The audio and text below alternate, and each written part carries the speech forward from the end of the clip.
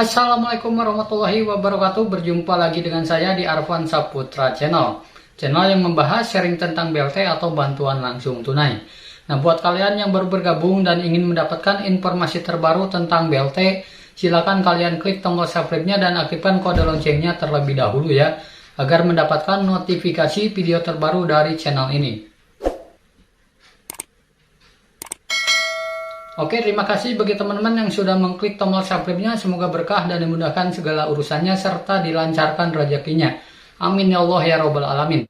Nah, berikut saya sampaikan kembali supaya KPM PKH bisa memahami, terutama KPM yang merasa kartu ATM KKS-nya tidak dipegang sendiri ya, agar tahu berapa besaran bantuan PKH di tahun 2022 ini. Nah, sesuai surat peraturan terbaru dari Dirjen Perlindungan Jaminan Sosial mengenai aturan terbaru untuk jumlah komponen dan nominal yang diterima KPM PKH di tahun 2022 ini naik ya teman-teman untuk per 3 bulannya. Nah, yang pertama untuk komponen ibu hamil atau nifas adalah sebesar Rp750.000 dan hanya dibatasi sampai kehamilan yang kedua saja. Kemudian untuk komponen anak balita 0 sampai 6 tahun adalah sebesar Rp750.000 per anak.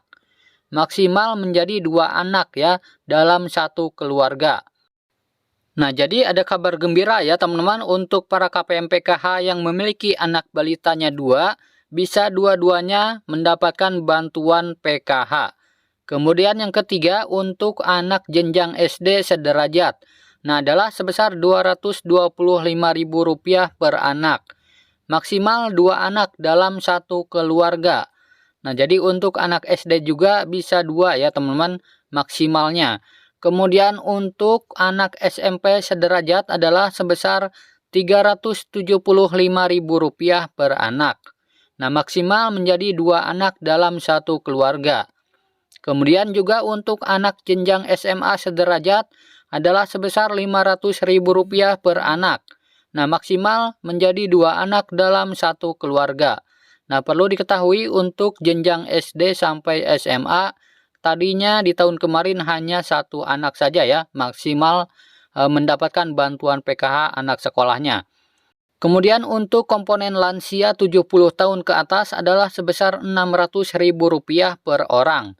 Nah, maksimal untuk lansia ini adalah 1 orang dalam satu keluarga. Kemudian yang terakhir untuk penyandang disabilitas berat adalah sebesar Rp600.000 per orang. Nah, maksimal 1 orang dalam satu keluarganya. Jadi untuk yang ada kenaikan untuk jenjang anak mulai SD sampai SMA ya teman-teman, bisa maksimal 2 anak mendapatkan bantuan PKH. Nah, dalam satu keluarga, KPM hanya bisa maksimal 4 komponen anggota keluarganya saja ya, yang bisa terdaftar masuk sebagai komponen PKH. Nah, jadi dalam satu keluarga dibatasi maksimalnya 4 orang ya teman-teman. Jadi walaupun semua ada dalam satu keluarga, semisal ada 5 sampai 6 komponen, tetap hanya bisa masuk 4 orang saja dalam satu keluarga. Nah, sehingga pada tahun 2022 ini akan ada KPM PKH yang mengalami kenaikan jumlah yang diterima bantuannya, mengingat aturan baru tersebut. Nah, untuk pencairan PKH tahap pertama tahun 2022 itu bisa dijadwalkan pada bulan Januari sampai dengan bulan Maret ya teman-teman di tahun 2022 ini. Nah, jadi sudah jelas ya teman-teman sesuai informasi yang ada. Kemungkinan PKH tahap pertama nanti akan tetap berjalan dengan menggunakan sistem termin, seperti pencairan di tahun sebelumnya. Nah, sebab semua tergantung data yang telah diverifikasi, divalidasi, serta diupdate oleh pihak Pusdatin, selaku operator 6NG. Dan menunggu SK, nama yang ditetapkan sebagai penerima, dan telah ditandatangani oleh pihak Kemensos. Jadi, bisa saja kalau PKH tahap pertama nanti, waktu pencairannya berada di sekitar pertengahan, atau bisa juga mulai akhir Januari hingga akhir Maret 2022 nanti. Nah, sebab ketiga bulan tersebut adalah bulan pencairan untuk bantuan PKH ya teman-teman.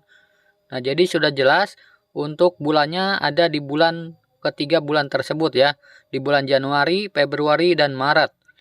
Namun untuk tanggalnya tidak bisa ditetapkan ya teman-teman, karena pencairan PKH ini bertermin ya, atau bertahap. Nah, jadi setiap daerah itu berbeda-beda penyalurannya. Nah, untuk memastikan KPM PKH yang bisa cair pada tahap 1 nanti adalah yang pertama, KPM yang namanya sudah masuk DTKS yang dikelola oleh Pusdatin. Kemudian yang kedua, KPM yang datanya di DTKS sudah padan dengan Dukcapil, baik nama, nomor NIK, alamat, serta anggota keluarganya. Kemudian yang ketiga, KPM yang masih memiliki komponen dan data komponennya sudah padan dengan Dukcapil. Apabila data komponen atau anggota rumah tangganya ada yang tidak padan, maka belum tentu bisa disalurkan bantuannya. Kemudian yang keempat, KPM tercatat sebagai KPM PKH yang berkomitmen di data pendampingnya. Kemudian yang kelima, KPM yang namanya masuk dalam SK penetapan pencairan yang ditandatangani oleh Dirjen Jaminan Sosial Keluarga. Sebab setiap terminnya dalam pencairan harus selalu masuk ke dalam SK penetapan yang ditandatangani. Kemudian yang keenam, KPM PKH yang memiliki rekening aktif, sehingga tidak terjadi gagal onspan. Nah, di mana data KPM yang dikirim pusat ke Bank Himbara harus sama dan padan, baik namanya, nomor rekeningnya, serta alamatnya. Kemudian yang terakhir yang ketujuh, KPM PKH yang namanya sudah masuk di data bayar yaitu SP2D. Nah, selama nama belum ada di SP2D, maka pencairan belum pasti ada. Jadi buat KPM semua, jangan hanya terpaku pada data namanya saja masuk New DTKS berarti bisa cair ya. Nah, sebab jawabannya adalah tidak menjamin. Nah, jadi banyak sekali ya yang datanya masuk di DTKS terdaftar tapi belum cair juga. Nah, selain data KPM yang tiap bulan diupdate, juga nama KPM harus masuk ke dalam semua kategori di atas. Nah, apabila semua kategori di atas ada, maka insya Allah PKH tahap pertama di tahun 2022 nanti pasti akan cair ya teman-teman. Nah, jadi itulah ya teman-teman peraturan PKH di tahun 2022 ini. Jadi ada kabar gembira ya untuk para KPM PKH, bantuannya bisa melipat ya teman-teman, bisa double ya. Nah, semoga video ini bermanfaat. Sampai jumpa di video selanjutnya. Wassalamualaikum warahmatullahi wabarakatuh.